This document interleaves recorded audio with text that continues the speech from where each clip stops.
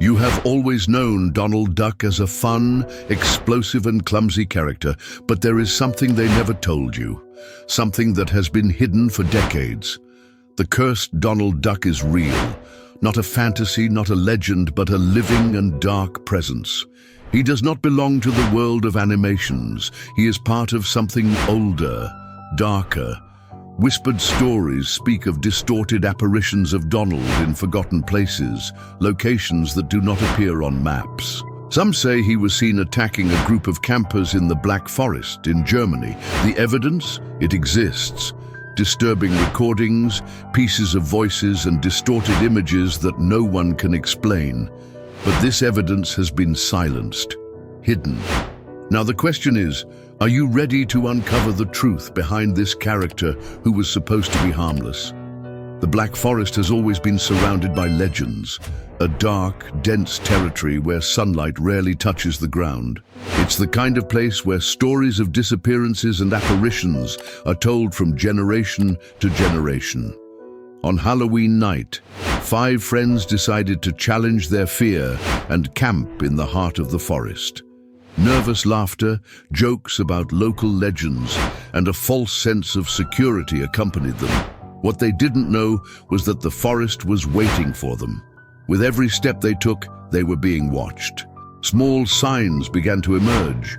Wet footprints in strange shapes on the ground, abandoned old toys, and the distant sound of a child's laughter. But no one dared to question it. The challenge seemed more important than prudence. It was just a legend, right? Among the 5 friends was Mia. She was different from the others, more attentive, more sensitive to her surroundings. Something in that forest deeply disturbed her. While the others set up their tents together, laughing and telling stories, Mia preferred to distance herself.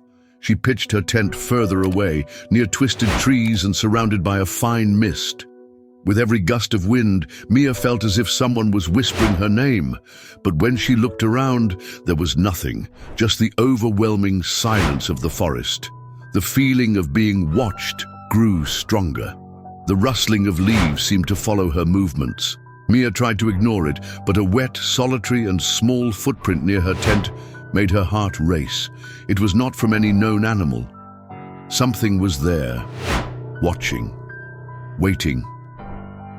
At midnight, the silence of the forest was abruptly broken by a desperate scream. The sound cut through the air like a blade, echoing among the trees. Mia woke up immediately, her heart racing. She ran out of the tent, panting, trying to locate the source of that scream. The fog had intensified, making the forest even more suffocating. The sounds of her own footsteps seemed muffled. In the clearing, the scene before her was impossible to comprehend. Something was standing there, a short, white, motionless figure, a duck, but not just any duck. It had bright red eyes and a wide, distorted smile that didn't look natural. Mia froze. Her body wouldn't respond. The creature didn't move, but the silence around seemed to be controlled by it. The forest was alive.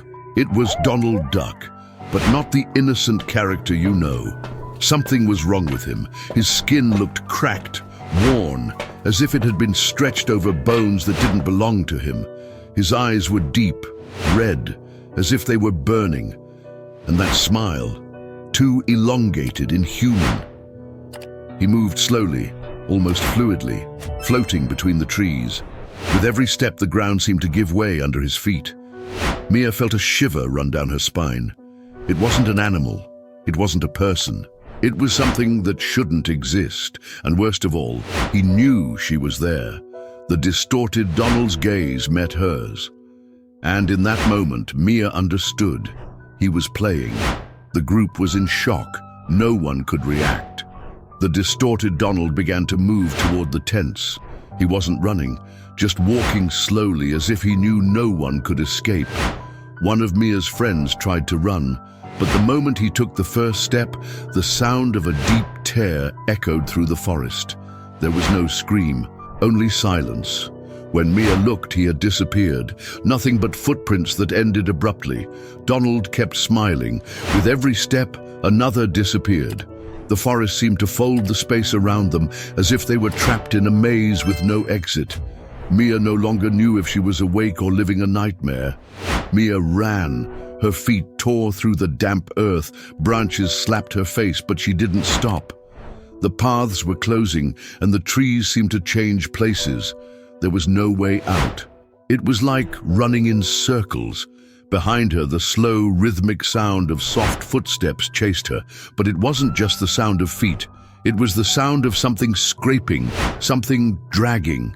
Mia looked back and, for a brief second, saw bright red eyes shining in the darkness. She ran faster, but the sound never diminished. No matter how much she ran, it was always close. She found an abandoned cabin.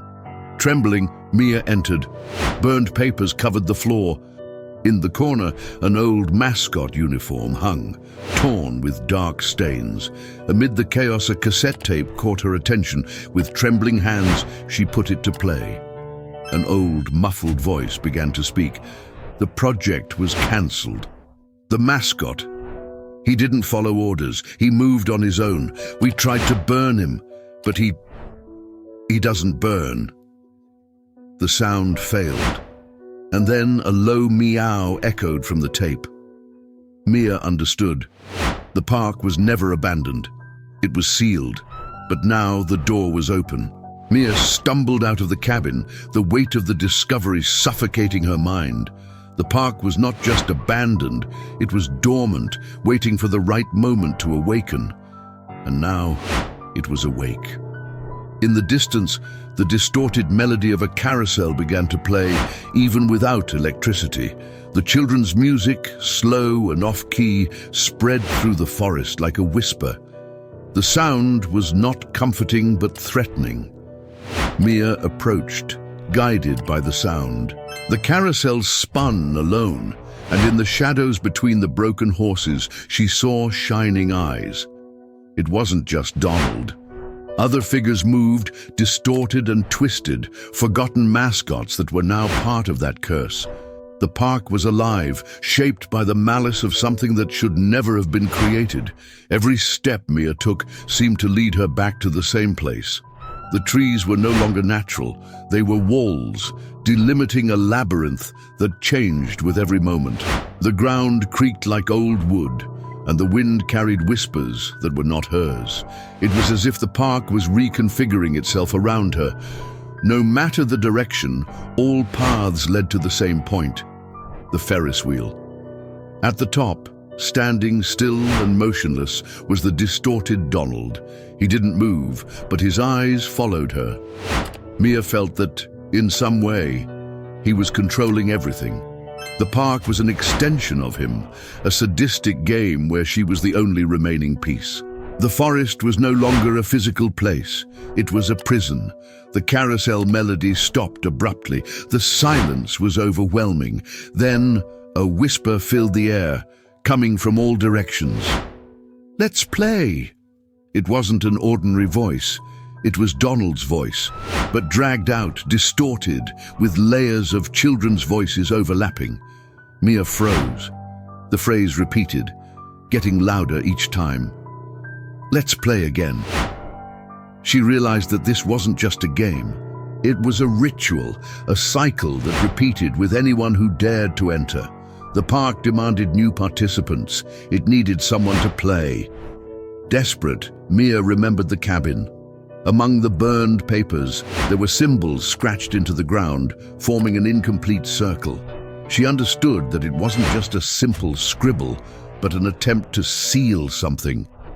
Running back, Mia sought to complete the circle with stones and wood. Each retraced line seemed to weaken the sounds around her. The distant laughter began to falter, but the distorted Donald noticed. The sound of claws scraping metal filled the air. He was coming. Fast. Mia hurried her movements, sweat dripping down her face. The moment she placed the last piece, the ground trembled. An inhuman scream echoed. The forest fell silent. The silence was heavy. Mia slowly stood up. Everything was still. The carousel stopped. The Ferris wheel empty. The park seemed to have been erased, but something was wrong. The air still felt dense, as if something was just waiting. She tried to find her friends, but there was no sign of anyone. It was as if they had never existed. Only the footprints on the ground and the sealed circle in the cabin remained as proof of what had happened. Mia knew the cycle had been interrupted, but not destroyed. The park was not dead. It was just dormant for now. Without knowing how, Mia managed to leave the forest. Days passed, but nothing was found. No evidence, no bodies, no trace of the missing. But on the oldest tree in the Black Forest, something new had been carved. Not with a knife, but with claws. A short phrase deeply written into the wood, "Let's play again," and below the phrase, a drawing. A duck with a wide smile and empty eyes. Mia knew what it meant. It wasn't a warning, it was an invitation. The game never ends now. You know this story. You might try to ignore it. You might tell yourself it's just a legend. But remember, the forest is still there, the park is still waiting, and it needs new players. So I ask you, would you accept the invitation? Some legends should not be uncovered. But now that you know, there's no turning back. Subscribe for more stories you shouldn't know. Comment, would you dare to enter this forest? Share with someone who would love to play.